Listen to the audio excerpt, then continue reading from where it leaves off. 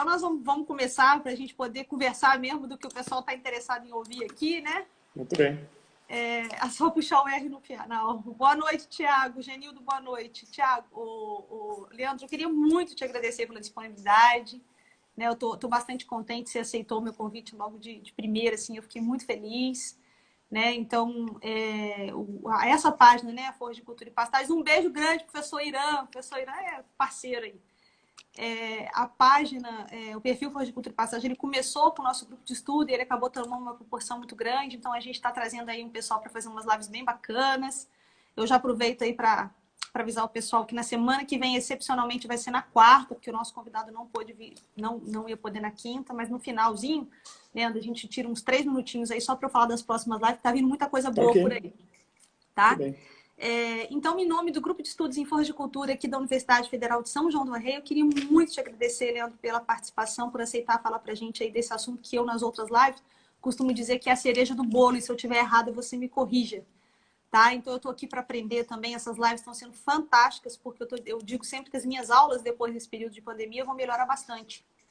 Porque eu tenho assistido as lives que eu faço com os convidados e aprendo muito, né, todas as quintas-feiras aqui nessa página. Então, a você, muitíssimo obrigada, tá? Fica aqui meu agradecimento. E aí, Leandro, eu não vou te apresentar, eu vou deixar para você se apresentar e aproveitar e contar para a gente rapidamente como você foi parar na Forja de Cultura.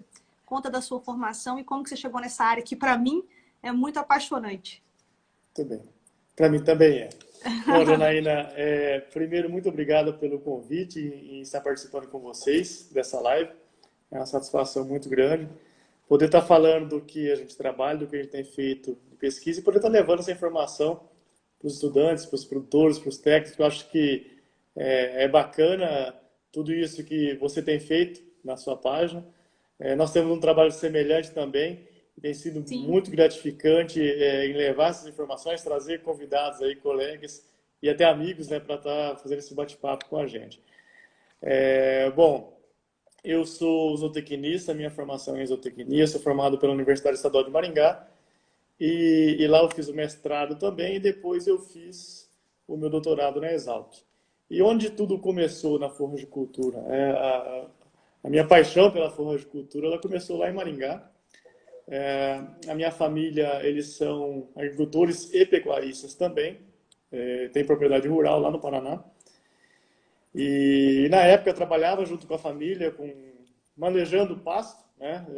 Antes ainda da zootecnia, manejando pasto, fazendo alguns cursos do Senar, aprendendo um pouco disso.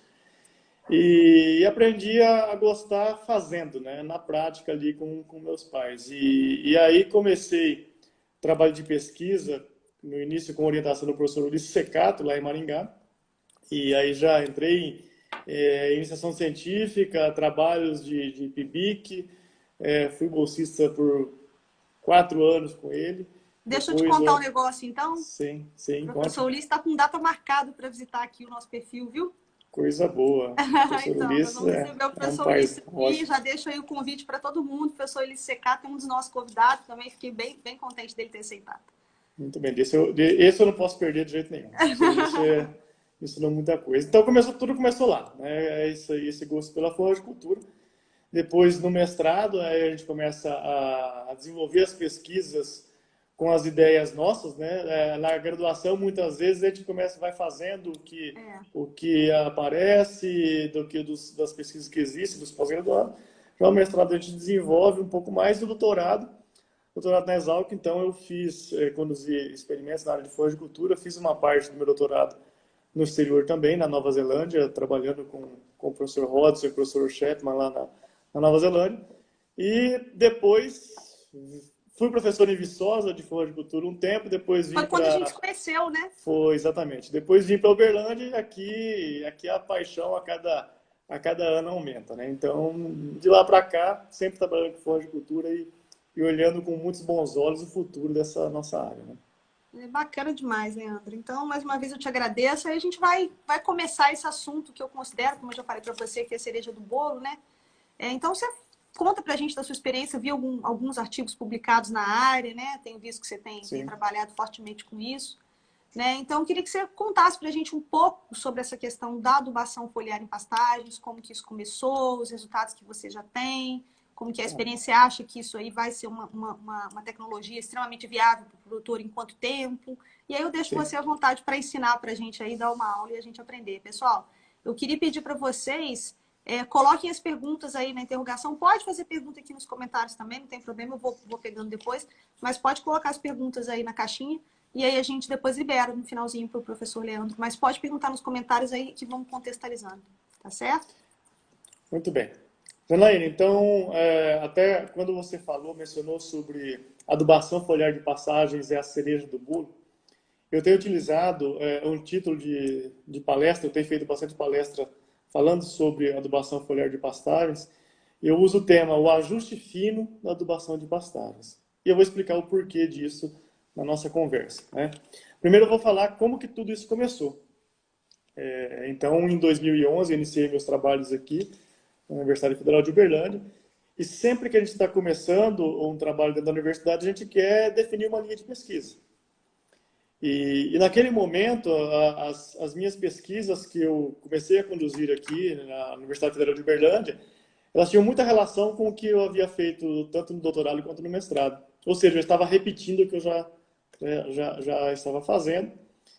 Mas eu comecei a pensar, poxa, eu tenho que encontrar alguma linha de pesquisa que seja interessante e que seja carente de informação no nosso país e no mundo também. Mas continuei com a linha de pesquisa, com aquela parte de interceptação luminosa, manejo do pastejo, altura de entrada, altura de saída e vai. E logo no começo nós criamos o projeto Boiapás, que é o nosso projeto, onde que nesse projeto a gente atuava em algumas fazendas aqui da região, fazendas comerciais, a gente levava os alunos, fazia uma parte de extensão, né, auxílio desses produtores, treinamento de manejo de pastagem, auxílio no dia a dia da fazenda. E numa dessas oportunidades eu fui em uma fazenda, vou até citar o nome da fazenda aqui, Fazenda Paraíso, tá? Aqui em Uberlândia. E lá, conversando com o gestor da fazenda, começamos lá com os alunos a verificar o que ele fazia em termos de manejo, o que ele fazia em adubação. E ele me levou no galpão e mostrou um monte de galão, uns galões azuis, assim, de 20 litros. Eu falei, o que é isso aí? Ele falou assim, isso aqui é o adubo que eu jogo nos pastos. Eu falei, como assim adubo? Ele falou, isso aqui é adubo foliar, eu coloco num pulverizador e aplico nos pastos. Aí eu falei para ele, não, isso aí não dá certo, não, esse negócio de aplicar adubo foliar em pasto aí não dá certo. Você tem que aplicar ureia, você tem que aplicar cloreto de potássio, super simples, MAP, adubo formulado, isso que você tem que aplicar. Isso aí não dá resultado nenhum, isso aí você está jogando seu dinheiro fora. Depois eu fui para casa, comecei a pensar, indo embora, falei, poxa, eu, enquanto pesquisador, não podia ter falado aquilo que eu falei para ele. Porque eu devia entender mais o que é aquilo que ele está fazendo e depois poder argumentar um pouco melhor. Eu comecei a estudar um pouco mais sobre adubação foliar. E quando eu procurei materiais publicados de adubação foliar em pastagens no Brasil, eu encontrei muito pouco. Encontrava-se muitos produtos à venda, isso tinha naquela época, em 2000, eu comecei com isso em 2013, tá? Em 2011 eu cheguei aqui em Uberlândia, em 2013 eu comecei com estudos na área de adubação foliar. Tinha-se muitas empresas vendendo produtos, mas não se encontrava nada publicado. Eu comecei a estudar um pouco mais quais eram os nutrientes que tinham efeito positivo em gramíneas, né? Aí eu comecei a estudar milho, comecei a estudar cana, comecei a estudar sorgo.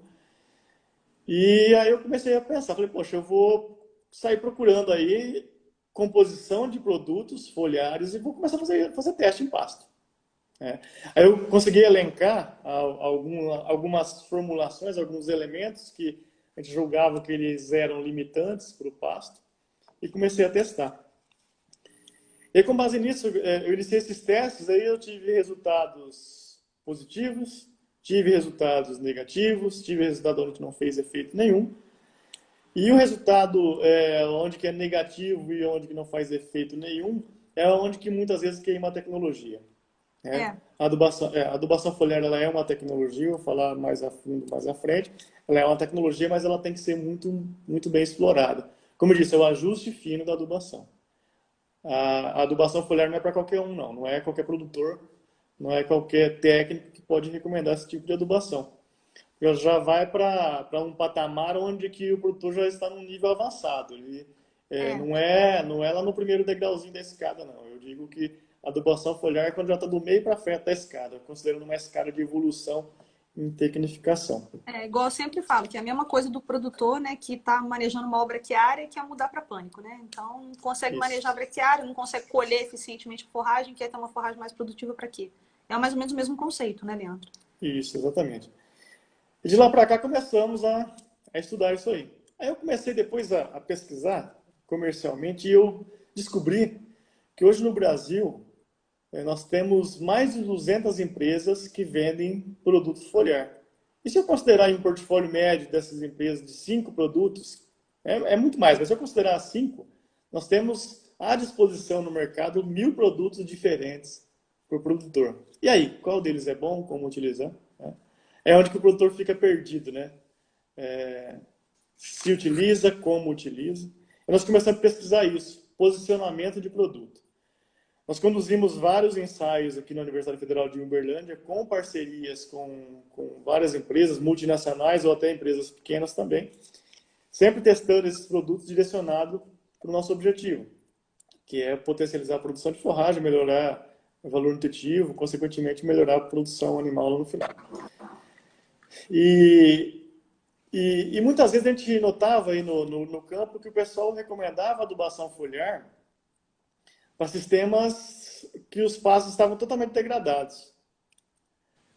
O que aquele pasto demandava naquele momento não era micronutriente. Se a gente olha a demanda por extração de nutrientes das plantas, isso em qualquer planta, se a gente pegar nitrogênio, fósforo, potássio, cálcio, magnésio e até mesmo enxofre, a demanda das plantas é elevada. A hora que a gente parte para zinco, molibdênio, cobalto, os micros, a demanda ela é bem menor. Então, muitas vezes, esses pastos degradados, o que ele precisa inicialmente é de macroelementos. O que existe de microelementos no solo já é o suficiente para promover aquele crescimento que é baixo naquele momento. Não vai resolver para a gente, não é que não vai resolver, eu posso até melhorar substancialmente a produção do meu pasto fazendo a aplicação de micro, mas a conta não fecha, não paga a conta. Tá? Então, como que nós posicionamos? Tá? Já vou saltar lá na frente já, de posicionamento. Tá? Como que nós posicionamos a adubação foliar em pasto? É para um produtor que já tem a base feita, calagem e gessagem, pH corrigido. Ele já faz, de alguma forma, a aplicação de nitrogênio, fósforo, potássio. A planta dele está extraindo demais esses nutrientes e, consequentemente, extraindo o micro também. Aí precisa de micro, aí ele vem aplicando micro. E não ao contrário, não começar com micro e depois vir aplicando nitrogênio, fósforo e Mas potássio. adubação foliar de macro não tem. Não se faz, é melhor fazer no solo, por Se causa da relação faz. custo-benefício. Vamos lá para a adubação com macro. Quando a gente pega a composição dos adubos foliares, a gente vai notar lá na composição dele, no rótulo, tem alguns aí, vou falar dos mais concentrados, tá? Aí ele tem 30% de nitrogênio, ele tem 10% de K2O, ele tem 5% de fósforo. Vamos falar na molécula de nitrogênio aqui, que é a principal para as gramíneas. Quando a gente pega um produto que tem 30% de nitrogênio e nós recomendamos dele uma aplicação de 2 litros por hectare, uma densidade de 1,3 normalmente, que é essa densidade desses produtos, eu tenho a aplicação aproximadamente de 800 gramas de nitrogênio por hectare. Isso representa nada para esse pasto. Não é nada, né? São 800 gramas, mas isso representa muito pouco se a gente comparar, por exemplo, a 100 kg de ureia, que vai me aplicar 45 kg de nitrogênio. Tá certo que esse nitrogênio vai ser um pouco perdido, e o do foliar também é perdido, tá? A gente tem que ter em mente que para o adubo foliar fazer efeito, a primeira necessidade que nós temos que atender é que esse foliar tenha contato com a folha. Então, a planta, quando eu faço essa aplicação, ela não, o produto que eu aplico, ele não é 100% captado pela folha. Um pouco vai embora, vai para o solo. E aquilo que vai para o solo, não que ele é perdido, mas ele vai ter dificuldade de ser absorvido pelas raízes. Mas e esse nitrogênio? Então, esse nitrogênio, esse potássio, esse fósforo que tem nesse adubo foliar, ele não é interessante para a planta? Sim. Para quê? Qual que é a importância do nitrogênio no adubo foliar? Para ele facilitar a entrada dos demais nutrientes na planta. O nitrogênio, ele serve como um carreador dos demais nutrientes. É como se ele abrisse a boca da planta para esses demais nutrientes entrarem. Eu lembro, lá na minha época, eu era criança, lá no Paraná, que meu pai ia aplicar herbicida em pasto para matar aça-peixe e ele colocava ureia dentro do pulverizador. Depois, poxa, depois que deu fazer graduação, mestrado, doutorado e começar... Lá na fisiologia vegetal profunda. Tá lá. Meu pai, que tem 4ª série de estudo, fazia isso lá. Colocava ureia para o herbicida entrar mais facilmente na planta e ter uma eficácia melhor. Então, hoje o que as empresas fazem, colocando nitrogênio nesses produtos foliares, nada mais é do que facilitar o carregamento dos demais. Aí o fósforo, por que tem o fósforo nos adubos foliares? Fósforo, ele serve nada mais nada menos do que um redutor de pH de cauda. Nós utilizamos a matéria-prima utilizada para adubo foliar como fonte de fósforo é ácido fosfórico, pH baixíssimo. Então, para que a cauda seja melhor absorvida pela planta, o pessoal utiliza ácido fosfórico, abaixa o pH da cauda e carrega nutrientes para dentro. Potássio também, balanço ali de membrana celular. Então, o nitrogênio, fósforo e potássio, ele não entra como efeito nutricional. Ele tem efeito? Tem efeito nutricional também. Mas ele é um macro, ele é exigido em grande quantidade. Bom, e aí eu vou para os micros, né? Aí os micros, normalmente, nós entramos em manganês, em zinco, em molibdênio, em cobalto. Que esses, de fato, são os elementos que a planta necessita, considerando essa aplicação, a aplicação foliar. Tá? E aí, tem produtos, eu vou falar um pouco mais à frente, produtos à base de aminoácidos, produtos à base de promotores de crescimento, mas os macro eles vêm para facilitar a entrada desses produtos na planta. Tanto que, hoje, a adubação foliar ela é muito utilizada como adjuvante na aplicação de herbicida. Vai lá fazer um combate de planta infestante em pastagem, aplicar um produto para planta de cotiledônia, por exemplo, a gente bota o foliar lá para melhorar a absorção desse produto. Vocês podem verificar que tem vários produtos recomendados por algumas empresas aí. Quando a gente vai olhar a composição dele, ele é foliar. É um adubo foliar. Ele tem nitrogênio, ele tem potássio, ele tem fósforo. Principalmente nitrogênio e fósforo. Nitrogênio para facilitar a entrada do herbicida na planta e fósforo para baixar o pH de cauda. Tá? Então, esse é um fator importante. Falando sobre o balanço desses nutrientes, né, como eu disse para vocês, a necessidade da aplicação de micronutrientes em pastagens, ela vai de acordo com a extração da planta. Quanto maior a extração, maior a necessidade de aplicação.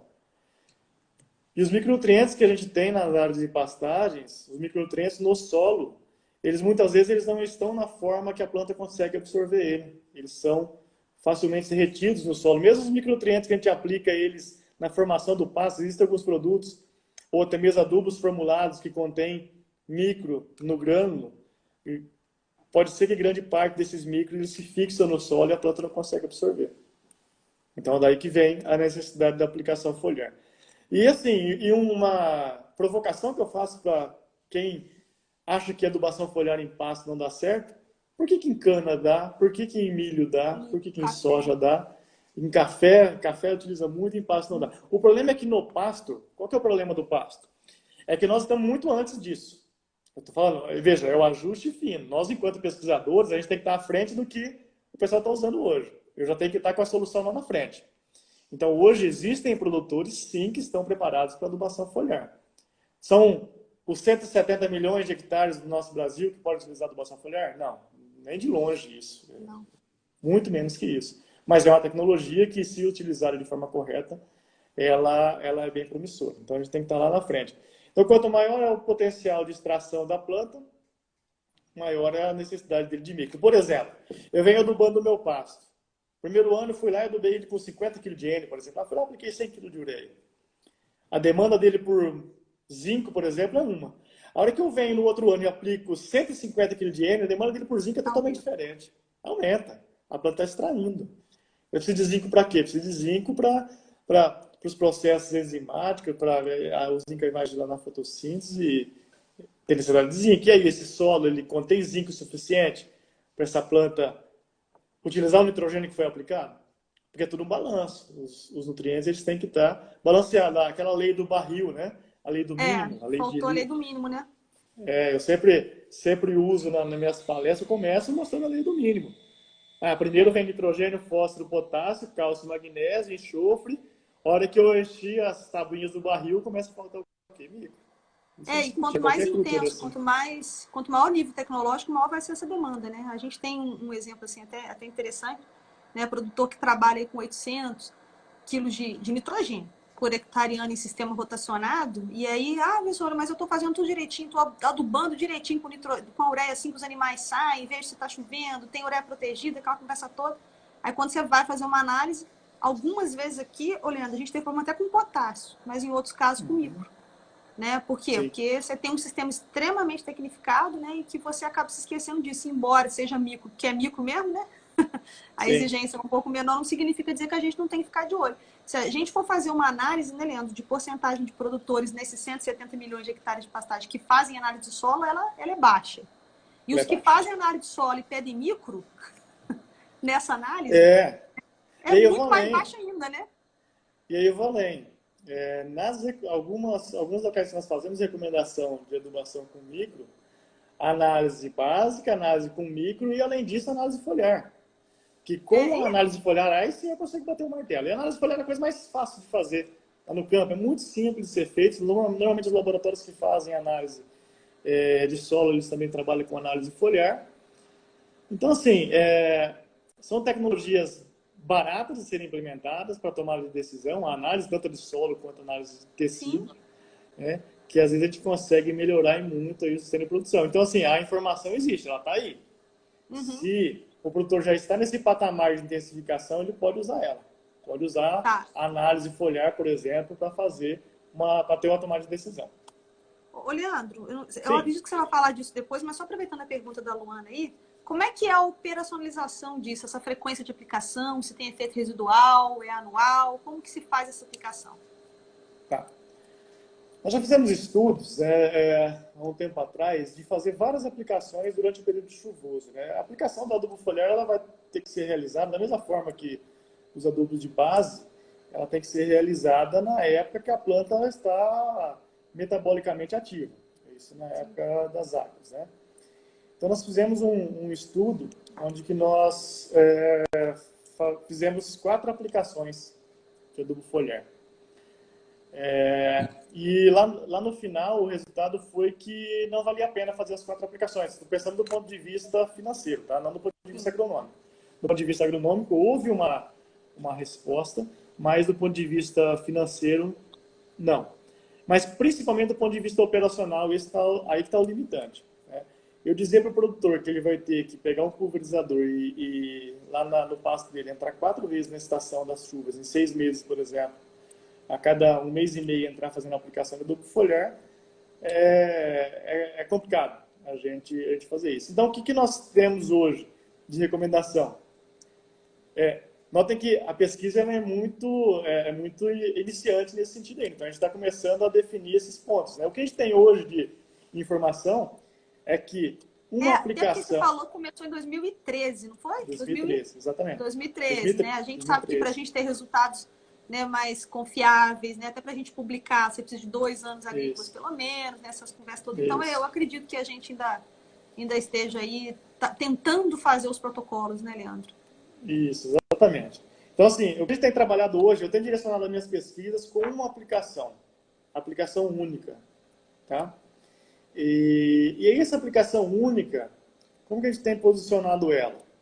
Eu posso fazer uma adubação foliar, por exemplo, agora no início das chuvas, a gente está entrando quase em setembro, e algumas regiões começa a chover finalzinho de setembro e já inicia as chuvas. A hora que esse pasto começa a botar a área foliar, eu entro aplicando para ele acelerar essa rebrotação, desde que esteja associada com uma adubação de base, tá, pessoal? Não é só foliar, não. Vou deixar bem claro isso. Então, ele já deixou bem claro que é a cereja do bolo, é o ajuste fino, né? Isso, então, exato. A massa tem que estar tá bem batida, né, Leandro? O confeito Isso. ali em volta tem que estar bem bonitinho, né? Para depois a gente chegar e colocar o folhado ali em cima. Isso. Uma outra forma, um outro posicionamento que a gente faz é o produtor aplicar lá na época de melhor crescimento do pasto dele, que é... Eu vou falar com a nossa condição aqui de Uberlândia, né, Triângulo Mineiro, é de 15 de dezembro até 15 de fevereiro. Tá? Essa é a época que o pasto, a gente vê o pasto crescer, né? Por quê? Porque o dreno está forte. Aí é onde que a É planta a está hora dreno. boa da gente fazer as fotos para as páginas, né, Leandro? Isso, Você exato. colocar as fotos lá no Boia Pasta e eu aqui no Forro de Cultura e Pastagem. Exato. Então, nesse momento, a planta está drenando o solo. Aí é a necessidade dela de ter essa injeção na veia ali. Aí eu potencializo a produção por área. Ou outra opção também, que eu tenho tido resultado bem interessante, é na vedação do pasto. Então, eu fiz ensaios aqui onde que nós fizemos a aplicação associada de nitrogênio, com nitrogênio na base, tá? Nitrogênio na base, Para associado com diferimento, que você adubo está falando. para diferimento, exatamente. Então, a gente chega aqui, a época nossa de vedar pasto, de ferir pasto aqui, a região de Uberlândia, comecinho de março. Eu venho lá, rebaixo o pasto, entro, faço a aplicação de nitrogênio, deixo o pasto rebrotar um pouco, depois eu entro e faço um foliar. Então, a gente tem esses três posicionamentos, essas três formas de posicionamento. Então, depende do objetivo. Se o objetivo principal é acelerar o crescimento no início das águas, a aplicação lá no começo da chuva. Se o objetivo é potencializar a produção do pasto, a aplicação em dezembro e janeiro. Se o objetivo é potencializar a produção das secas, com a vedação de pasto, a aplicação em março. Estou falando da nossa região, tá? Triângulo Mineiro. Considerando os períodos das águas aí, quanto tempo depois pode colocar o gado? Tá. Bom, vamos pensar o seguinte, eu vou pensar lá na primavera, né? A primavera, fazendo a aplicação em começo de outubro, a hora que a planta está no ponto de colheita é a hora de colocar o gado. Eu não posso perder pasto. Tá? Eu vi que alguém até comentou aqui agora há pouco que a diferença da adubação foliar no pasto e na cultura é que o boi remove a folha. Não tem problema nenhum. Veja. E aí eu quero associar com uma argumentação que você fez, uma pergunta que você fez agora há pouco também para mim. Qual que é o efeito residual disso? Bom, então vamos criar a linha de raciocínio aqui. Apliquei lá no início da primavera, comecei de outubro. 1º de outubro fiz a aplicação, meu pasto cresceu. Vamos imaginar aí com 30 dias deu condição de pasteiro. 1º de novembro entrei com o gado. Entro com o gado, boto para pastejar, mas vai levar o meu nutriente que eu apliquei. Alguns desses nutrientes, eles translocam na planta. Alguns são móveis e outros não são móveis. Eles têm translocação. Mas eu não estou preocupado aqui, gente, só com o efeito residual do elemento em si. Por exemplo, imagina de um zinco que eu apliquei. Eu não estou preocupado se todo aquele zinco que eu apliquei no 1º de outubro, se ele vai ser removido no primeiro pastejo. A minha maior preocupação é que essa aplicação de adubo foliar beneficie a estrutura da planta como um todo. Por exemplo, se essa aplicação desse nutriente beneficiou a fotossíntese dessa planta e essa planta produziu bastante parte aérea, consequentemente, essa planta produziu mais sistema radicular. Se ela produziu mais sistema radicular, ela vai buscar micronutrientes mais profundo. Tá? Então, é um efeito, não é um efeito direto, e sim um efeito indireto. Eu chamo, tanto que quando eu mostro os meus dados de efeito residual, eu coloco eles entre aspas. Porque não é um efeito residual que o elemento está agindo na planta ainda. É um efeito residual onde aquela aplicação que foi feita lá atrás, ela dá uma condição favorável para a planta para ela continuar crescendo aí na época. Traz outra consequência, das né? águas.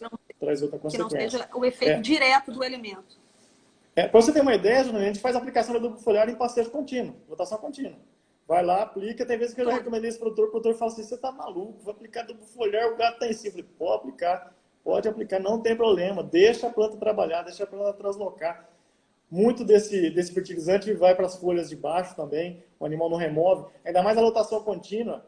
Na lotação contínua, veja bem, lotação contínua o animal vai removendo só a parte superior.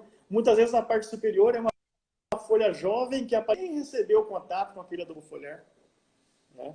Então pode aplicar. E que tem uma melhor degradabilidade, né? Essa folha Exato. nova é melhor. Eu queria chamar a atenção, Janaína, com relação à aplicação. Tá? Eu falei aqui da aplicação da lotação contínua.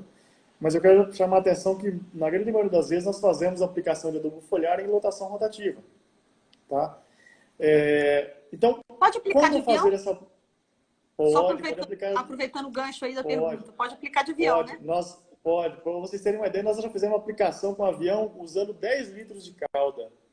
Um avião com 400 litros de tanque, fazendo 40 hectares. Excelente resultado. 10 litros de calda é muito pouca calda.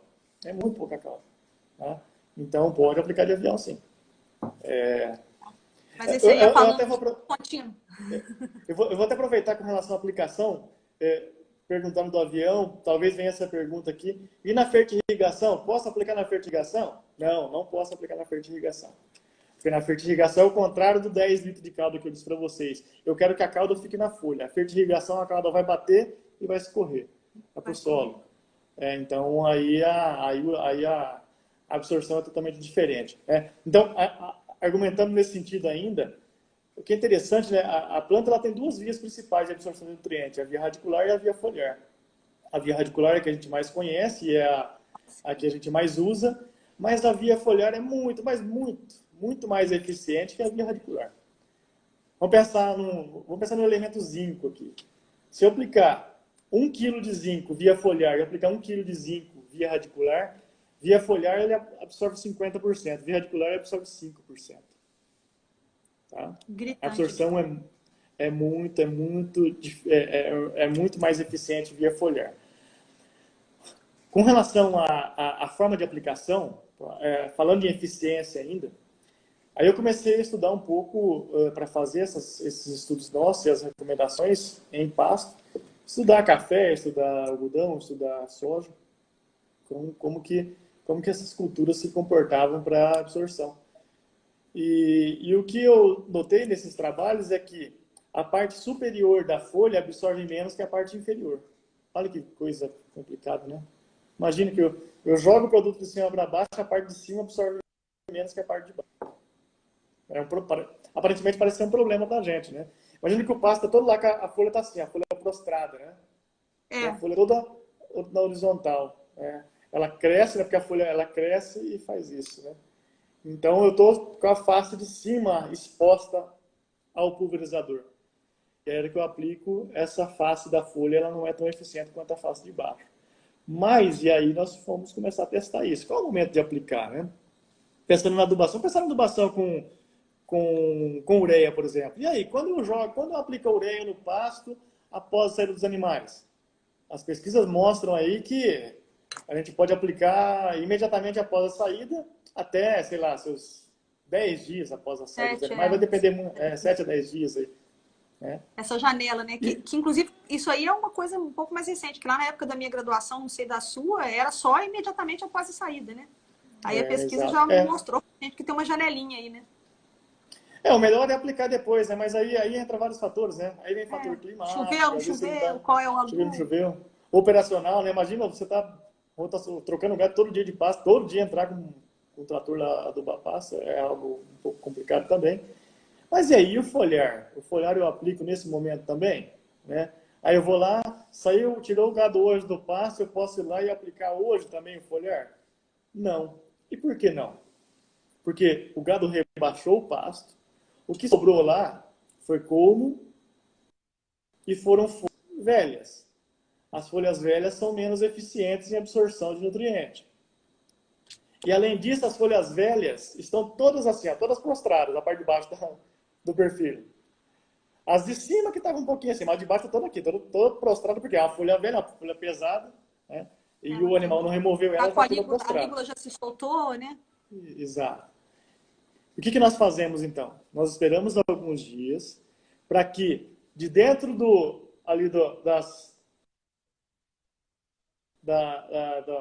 falar um termo coloquial ali do cartucho da planta, de dentro da bainha veio ali do umedecer apical. Leandro, você parou aí no pseudopomo aí no cartucho. Deu uma travadinha. Tô te ouvindo, voltou. Pessoal, deu uma travada, ok né? Percebi aqui. Foi você ou fui eu? Não sei.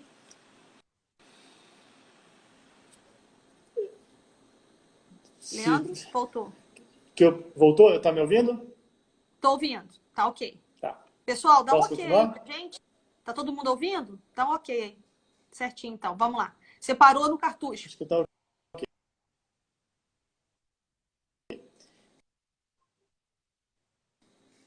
no cartucho. Isso. Então, imagine que aqui eu tenho um perfil. Tá um pouco ruim a internet, né?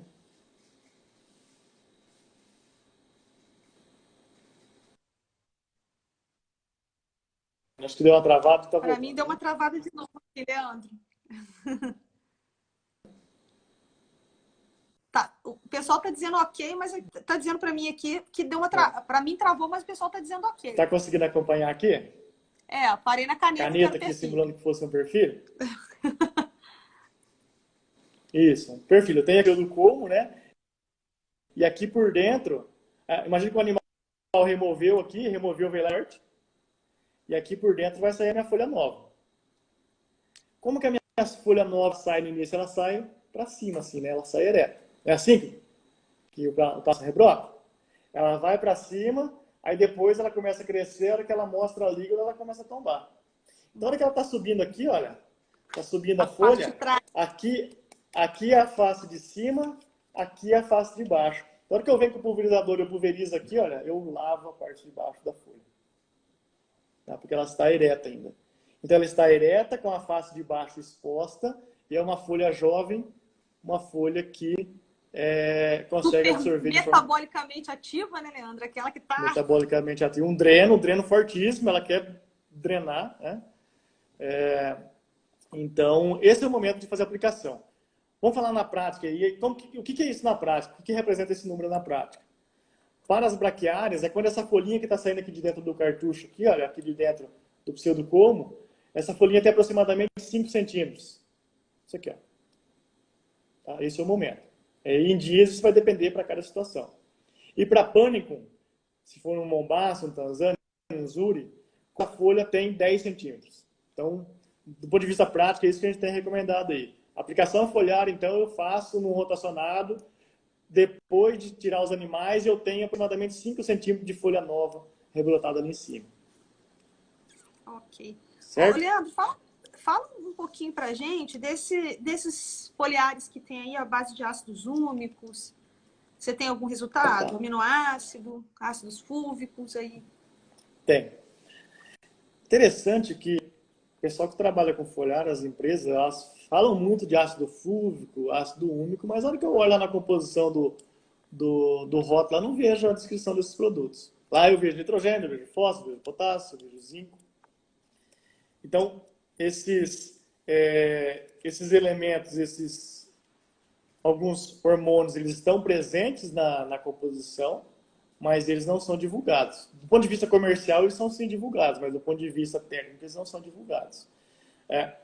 Os trabalhos que eu tenho feito aqui, que muitas vezes a gente pega o produto e a empresa abre a caixa preta, ela não abre a concentração, mas ela abre um pouco da composição, então a gente consegue estudar um pouco mais esses produtos. Então eu tenho trabalhos aqui bem interessantes com produtos que têm ácido fúlvico e ácido úmico. Trabalho interessante com produtos que contêm aminoácidos também. Trabalho com produtos que não tem nada de nutriente, ele vem com auxinas, giberelina, citocinina, eles são promotores de crescimento, então a gente tem resultado favorável também, né? Quando a gente pega esses hormônios aí, essa aplicação desses hormônios, a gente vê principalmente desenvolvimento do sistema radicular. Consequentemente, a parte aérea ela vai ser desenvolvida também, mas o fator importante é o sistema radicular. E por que eu acho interessante produtos que beneficiam bastante o sistema radicular? Eu vi esses dias numa palestra, em um evento, não lembro qual evento que foi, que o palestrante falou, produzir boi de outubro a março é fácil, quero ver produzir de março a outubro. Né? Mesma coisa, produzir pasto de outubro a março é fácil, quero ver produzir pasto de março a outubro. Então, se eu tenho algum produto, algum manejo que faça com que o meu pasto produza mais forragem na seca, isso é interessante. E como que eu posso já largar na frente? tendo um pasto com um sistema radicular bem desenvolvido. Porque o grande problema, na grande maioria das vezes, não é a fertilidade do solo, o problema é a água. Na seca. É água. Aí a planta não tem água, ela pode até ter um nutriente lá no solo, mas ela não tem água, ela não absorve nutrientes que dependem da água, né? E aí a raiz começa a ficar cada vez mais superficial, e a planta não produz. A planta para ali, fica estagnada e não produz mais forragem. Então, assim, muitos desses produtos, esses bioreguladores, o ácidos têm tido um resultado interessante e ele beneficia o crescimento na seca. Leandro, deu uma travada de novo aqui. Deu uma parada, mas agora você voltou. Isso. Eu vou fazer o seguinte, Leandro. Eu vou abrir a caixinha das perguntas, né? Que a gente tem algumas perguntinhas aqui. Aí eu vou abrir, pode ser? Pode, fica à vontade. Pode? Tá, vou tirar dúvida do pessoal. Só que antes eu fazia rapidinho aqui, pessoal, 30 segundinhos, só para avisar vocês que semana que vem o professor Ricardo Reis vem fazer uma live com a gente, mas vai ser na quarta, não vai ser na quinta-feira, tá? Então, quarta-feira que vai ser dia de live aqui no perfil Forragicultura e Pastagens, tá? E aí depois, na sequência, nós vamos ter o professor José Nilma, vamos ter Emerson Alexandrino, o professor Secato vem também, o professor Núcio e o Moacir Corsi, tá certo? Então, vamos aguardar aí que nós vamos divulgar o calendário todo para você. O negócio tá bom aqui, né? Tá bom demais, né, Leandro? Vamos ficar complicado, né? Mas a gente só traz fera aqui, Leandro. A gente só traz fera. Vamos lá, então. Eu estou colocando tudo aqui, tá? Como é que é feita a coleta da folha para análise? Qual folha é expandida ou expansão? Está vendo aí, Leandro? Estou vendo, pergunta do Joaquim. Isso. Nós trabalhamos com as últimas folhas expandidas, tá? Então, imagine que você tem, vou usar de novo aqui o perfil, né? Esse perfil aqui está sem folha, tá? Mas imagine que é o perfil. Eu tenho uma folha para a direita, outra folha para a esquerda, folha aqui em expansão. Eu descarto a primeira que está em expansão, pego a que está com a lígula exposta à direita e a que está com a lígula exposta à esquerda. Completado, normalmente por talhão, aproximadamente 100 folhas, tá? É um volume de amostra bom. Então a gente coleta 50 perfis, 2 folhas por perfil e manda para o laboratório. E por que essa folha? Os trabalhos, principalmente do professor Francisco Monteiro, da Exalc, que trabalha muito com adubação com micronutrientes e adubação foliar e com nutrição de plantas, e de gramíneas principalmente, né? Ele mostrou que ele tem as pesquisas dele mostra o diagnóstico, a folha que ela mais representa o status nutricional da planta. Então, por isso a gente tem utilizado essas 2 folhas recém-expandidas, mais novas, as mais jovens recém-expandidas. Ok. Então, Joaquim, tá aí sua resposta. Professor Irã Borges, eu sou suspeita, porque eu sou muito fã do professor Irã. Professor Irã, aqui, ó, um abraço enorme. Qual é a quantidade média de cauda por hectare, Leandro? Tá. Professor Irã, a cauda vai depender muito do equipamento que o senhor tem lá na fazenda. Como eu disse anteriormente, já trabalhei com cauda de 10 litros por hectare em aplicação com avião. Normalmente, quando o pessoal faz a aplicação foliar associada com o uso de herbicida, tá? Aí a cauda vai da recomendação do herbicida. Então, normalmente o pessoal trabalha aí com 200 litros de cauda por hectare.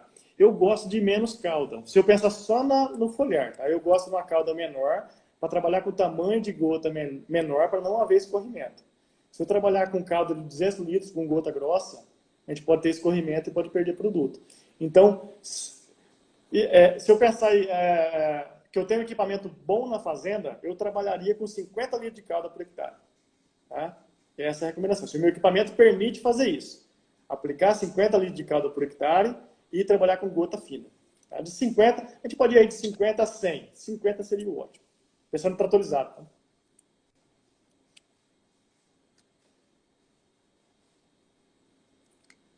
Adubação orgânica foliar, eu acho que você já acabou comentando um pouquinho aí, né, sobre a fertirrigação, né, Leandro? A adubação orgânica, ela na verdade ela não é foliar, né? Ela vem via pulverização, via aspersão, mas muito pouco vai ser absorvido via foliar, tá? A grande maioria vai ser absorvida via raiz. Ok. Da Mirella, um abraço, Mirella. os melhores resultados, quais hormônios ou nutrientes? Tá. Você conseguiu entender a pergunta, né? Sim, sim. Eu já trabalhei com uma linha de produto, onde que eles tinham na composição dele, né, moléculas que imitavam os hormônios excitocina, gibberelina, tá? Esses produtos a gente conseguiu aí, como eu disse, excelentes resultados com relação à produção do sistema radicular, tá?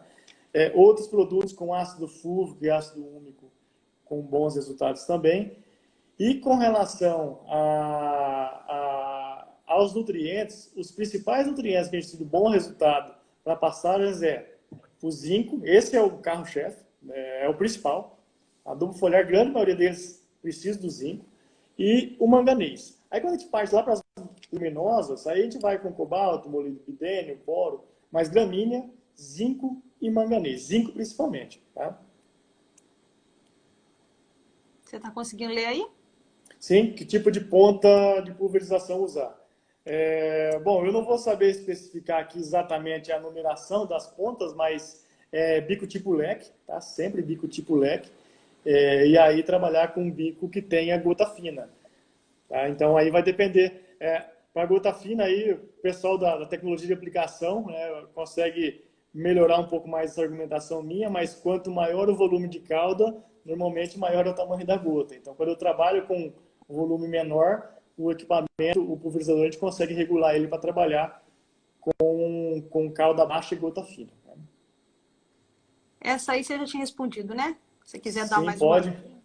O pessoal utiliza muito, né, na aplicação junto com o herbicida. O principal do uso de adubos foliares junto com o herbicida é a função de adjuvante. Mas, por tabela, ele já tem um efeito nutricional aí. Só que, quando eu estou fazendo a aplicação junto com o herbicida, né, eu estou partindo do pressuposto que eu estou com pasto em degradação. Então, eu estou com pasto que possivelmente a fertilidade do solo é baixa. Vai ter resultado a aplicação desse adubo foliar? Sim, mas o resultado ele não é tão interessante quanto um pasto já com a base feita. Mas é um efeito aí, um efeito que vem de tabela aí, o efeito principal é o efeito adjuvante, e esse efeito secundário aí dá uma melhoria na produção do espaço também. Ok. Emerson Alexandrino, professor Emerson, nosso convidado do dia 10 de setembro. Não perca, o professor Emerson aqui perguntou se os trabalhos já entraram em ensaio de pastejo, Leandro, porque ele utilizou lá por 2 anos e não teve nenhuma diferença em ganho médio diário, taxa de rotação, produtividade. Qual é a sua experiência com isso? Um abraço, professor Emerson. Viu? Fiz a sua pergunta. Tá. Bom, inicialmente, lá em 2003, com esses ensaios, a gente começou eles em escala de parcelas. Hoje eu ainda continuo em escala. Eita, travou aqui, ó. Vocês estão ouvindo? Deu uma travada aqui, Leandro. Deu uma travada. Você parou nas parcelas. Tá? Você falou que Isso, ensaio de inicialmente parcela, começamos com parcelas. ensaio de parcela. Continua em escala de parcela ainda, porque a gente tem muito resultado interessante com elas, aí o controle é muito melhor. Mas começamos com ensaios a campo, com animais, ensaios em áreas maiores, né? Com pulverizador tratorizado, coisas desse tipo. Então, vou citar 3 exemplos aqui. Aquela fazenda que me motivou a começar a trabalhar com adubação foliar, nós fizemos um experimento nela com adubação foliar para a produção de silagem de mombaça. Então, ela tinha um rotacionado, aquele mesmo rotacionado que eu vi lá no passado, que ele fazia aplicação de foliar, e chegou um momento que ele não ia dar conta de colher toda aquela forragem na época das águas, e ele falou, e aí, Leandro, o que eu faço? Eu falei, vamos adubar o pasto. Eu falei, você tá maluco? Adubar o pasto? Eu não estou conseguindo colher o que eu estou produzindo, você quer que aduba? Eu falei, vamos adubar e fazer silagem. Ele tinha uma ensiladeira, e aí nós adubamos com foliar, porque era uma área extremamente intensiva, que recebia muito nitrogênio, fósforo e potássio, solo de alta fertilidade, e fizemos a adubação foliar. A adubação foliar, nesse caso, foi bem no final das águas, tá? Foi como se fosse para a vedação do pasto, não foi uma vedação, foi para a produção de silagem, né? Então eu tive lá, só para citar um número para vocês, uma produtividade de matéria verde, tá? Nós avaliamos por um corte somente, nesse caso, que ele vinha manejando em pastejo rotativo, onde que nós fizemos a aplicação de adubo foliar. Nós testamos só com ou sem, tá? Não testamos dose, mas com aplicação 15 toneladas de madeira verde por hectare e sem a aplicação 11 toneladas de madeira verde por hectare. 4 toneladas de diferença que pagava a aplicação e sobrava dinheiro. Fora os efeitos benéficos que a gente não mediu, né, que é a parte do sistema radicular. Outro experimento que nós fizemos foi com vedação de pasto. Então, o ano passado, nós fizemos na vedação do pasto, em pasto de braquiária híbrida, aplicamos o produto foliar e a nossa produção do pasto aplicado com o pasto não aplicado na vedação foi de 2 arrobas a mais. Tá? Então, se a gente bota aí uma arroba a R$200, eu tenho aí R$400 a mais e um custo de produção de R$75 por hectare. Então, bem interessante.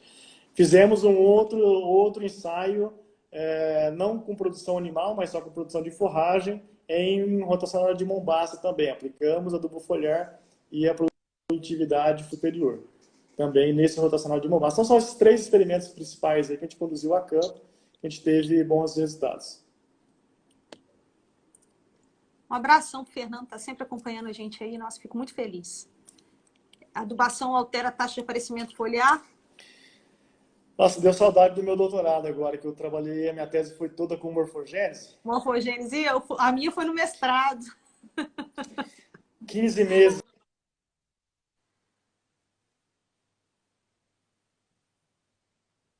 Deu uma travada de novo aí. Você parou, a Tem gente parou na nostalgia do doutorado, Leandro. Paramos na nostalgia do doutorado. Tá. Mas sim, aparecimento. Toda ação que eu faço no pasto que aumenta crescimento, a princípio aumenta os 2 fatores principais da morfogênese, taxa de aparecimento e taxa de alongamento. E taxa então, de alongamento. As duas aí, então altera sim. Eu tô com... Eu nem comentei com você, mas eu vou te procurar, tá? Independente da live ou qualquer coisa, eu já tinha comentado isso com os meus alunos, eles sabem disso. E a gente tá com um experimento aqui com adubação foliar. Aí nós vamos conversar sobre isso e a gente tem feito a morfogênese aqui. Aí tem eu vou te procurar para a gente conversar um pouquinho. O professor Emerson está perguntando, Leandro, se esses ensaios de fazenda eles têm repetição ou foram apenas teste? Repetição. Os da silagem, 4 repetições. O da vedação, 3 repetições. E o do rotacionado de Mombaça, mais 4 repetições. Tá, o Fernando contou aqui pra gente na caixinha que ele fez morfogênese no mestrado e no doutorado. Meus alunos de iniciação científica aqui vivem na morfogênese. Esse vai pro céu, direto. Aos meus alunos aí, tá? Não sou só eu, não é hábito meu, não. Todo mundo faz morfogênese. Não fica falando que é porque eu que tô mandando vocês fazerem, não. Ô, Leandro, a gente tá aqui a 5 minutos do Instagram derrubar a nossa live. Eu vou passar a palavra, então, para você fazer um fechamento, né? Dar suas considerações finais sobre esse assunto que eu considero tão importante aí e que, como você disse, é o futuro da nossa pecuária, né? Vai estar compondo esse nosso futuro que a gente espera que não seja tão distante, né? Então, eu deixo aí para você fazer o fechamento. Sim. Bom, pessoal, como mencionado no início, né? Isso, nós estamos falando do ajuste fino da adubação de pasto, mas isso aqui não é o que salva a produção do nosso pasto, não é a salvação da pecuária, da adubação foliar, não. Ela é mais uma tecnologia que tem que saber utilizar. Eu já vi vários casos de gente usando adubação foliar e não tendo resultado. Eu, particularmente, já tive. Eu estou falando só dos resultados bons para vocês aqui. Nós já tivemos resultados ruins. Lá no comecinho, quando eu não sabia manejar, não sabia escolher o produto, não sabia fazer a aplicação, então tem que tomar muito cuidado com o que vem vendendo para a gente e posicionamento de aplicação, tá? Mas, se você tem a sua base preparada, se você já está em um nível alto de produtividade, o seu pasto está extraindo, a adubação foliar ela é totalmente viável, né? O que deve ser considerado, acho que um ponto muito importante é o operacional. A gente está falando de pesquisa, né? Eu estou indo lá fazer a aplicação com pulverizador costal de CO2 com liberação controlada de fluxo de água. E aí, o cara lá da fazenda, como que é o pulverizador? Eu vou em fazenda aí que os caras trabalham com aquele Condor Pack lá, não vou citar o nome, mas já citei, né? Esse produto que joga a água para o lado aqui, a gota desse tamanho, como que eu vou aplicar foliar com isso? A água bate e escorre, então a gente tem que tomar cuidado. Então, assim, é uma tecnologia interessante, mas tem que tomar muito cuidado. E por isso que nós, pesquisadores, eu, professora Janaína, estamos trabalhando para melhorar, ajustar isso aí e ter mais assertividade na nossa recomendação e na tomada de decisão. Janaína, obrigado aí pela oportunidade, fico à disposição, foi um prazer estar nesse bate-papo com você. Eu que te agradeço, fico super feliz, porque eu sempre acho que é um aprendizado tão grande, não só para mim, mas todo mundo. Você viu que tem bastante gente acompanhando a live, tenho ficado muito feliz, o público está sempre firme aí com a gente, mesmo que a gente fazendo. Eu pensei até, Leandro, em diminuir um pouco, não fazer toda quinta, mas em contrapartida tem tanta gente boa para chegar aqui para dar informação para a gente, né? Que não vale a pena a gente não Muito deixar. bem. Quer dizer, a gente tem agenda aí até outubro com pessoas fantásticas, a doutora Patrícia Menezes, que eu não falei aqui, o professor Emerson, o doutor Nilmo, o professor Nilmo lá de Tocantins, né? O professor Núcio para falar de silagem para a gente, né? Então tem muita gente boa, nós vamos ter aqui a Marcela falando de feno. Então tem muita coisa boa vindo por aí que acaba que até eu fico ansiosa pelas quintas-feiras, porque eu aprendo demais. Então, para todo mundo que acompanhou a gente, fica meu agradecimento. Então, quem não segue, quem chegou até essa live pelo Projeto Boia Pasto, segue a nossa página, né? Forja de Cultura e Pastagem. Quem chegou pelo Forja de Cultura e Pastagem, segue o Leandro lá no Boia Pasto, que ele tem informações fantásticas. Eu assisti a live que você fez com a Denilson, né? Lá do Rural. Isso, na terça-feira. Né? Então, ele tem feito as terças. Então, a gente vamos aumentar e incrementar o conhecimento. Então, todo mundo que está acompanhando, fica aqui o meu agradecimento. E lembrando que a live vai ficar salva no IGTV. E eu já vou postar ainda essa semana, tá, Leandro? Lá no canal do YouTube, o Forja de Cultura e Pastagens. Todas as nossas lives estão lá no Forja de Cultura e Pastagens, certo?